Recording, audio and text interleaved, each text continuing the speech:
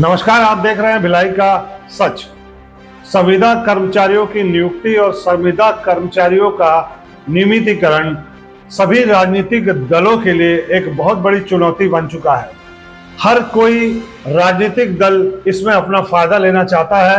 कई राज्यों ने अपने अपने स्तर पर कर्मचारियों की जो नियुक्ति है और जो कर्मचारियों का नियमितीकरण है वो प्रारंभ कर दिया है, लेकिन कई राज्य अभी भी इससे वंचित है। फिलहाल सुप्रीम कोर्ट ने संविदा कर्मचारियों के लिए एक अच्छा फैसला लिया। कई प्रकार के कर्मचारियों को इसका फायदा मिलेगा और कई प्रकार के कर्मचारियों को इसका फायदा नहीं मिलेगा। आइए हम आपको पूरा विस्तार में बताते हैं किन कर्मचारियों को संविदा नियमितीकरण का फायदा मिलने वाला है। आइए देखते हैं एक रिपोर्ट। संविदा अनियमित कर्मचारियों का नियमितीकरण अब राजनीतिक दलों के लिए चुनावी मुद्दा बन चुका है।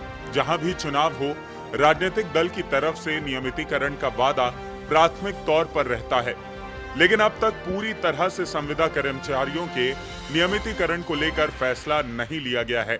हालांकि कुछ राज्य ऐसे हैं जिन्होंने अपने अधीनस्थ कर्मचारियों के नियमितीकरण की प्रक्रिया शुरू कर दी है। इस बीच देश की सर्वोच्च अदालत ने संविदा और अनियमित कर्मचारियों के नियमितीकरण को लेकर बड़ा फैसला दिया है। दरअसल संविदा कर्मचारियों की याचिका पर सुनवाई करते हुए सुप्रीम कोर्ट ने कहा है कि 12मासी या स्थायी प्रकृति के काम करने के लिए नियोजित श्रमिकों को अनुबंध श्रम विनियमन और उन्मूलन अधिनियम 1970 के तहत उन्हें सिर्फ स्थायी नौकरी के लाभ से वंचित रखने के लिए अनुबंध श्रमिक नहीं माना जा सकता है। लाइव लॉ की रिपोर्ट के मुताबिक जस्टिस नरसिम्हा ने अपने आदेश में हाई कोर्ट और इंडस्ट्रियल ट्रिब्यूनल के उस फैसले को बरकरार रखा है जिसमें रेलवे लाइन के किनारे सफाई करने वाले मजदूरों को संविदा कर्मी से हटाकर स्थायी कर्मी का दर्जा और वेतन भत्ते का लाभ देने का आदेश दिया गया था। सुप्रीम कोर्ट ने इस तथ्य को रेखांकित किया कि रेलवे लाइन के किनारे गंदगी हटाने का काम न सिर्फ नियमित है बल्कि 12मासी और स्थायी प्रकृति का है।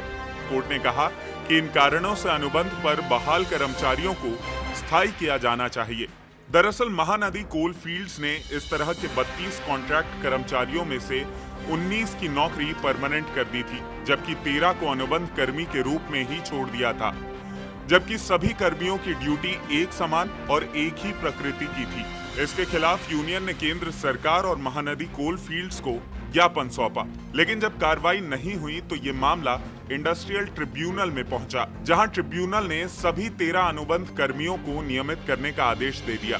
बाद में उसी फैसले को हाई कोर्ट ने भी बरकरार रखा, जिसके खिलाफ महानदी कोल फील्ड्स ने सुप्रीम कोर्ट का दरवाजा खटखटाया था, लेकिन वहां से भी उन्हें निराशा हाथ लगी है। कुल मिलाकर संविदा कर्मचारियों के लिए ये एक बहुत बड़ा फैसला है और अब सुप्रीम कोर्ट ने भी इस फैसले पर मुहर लगा दी।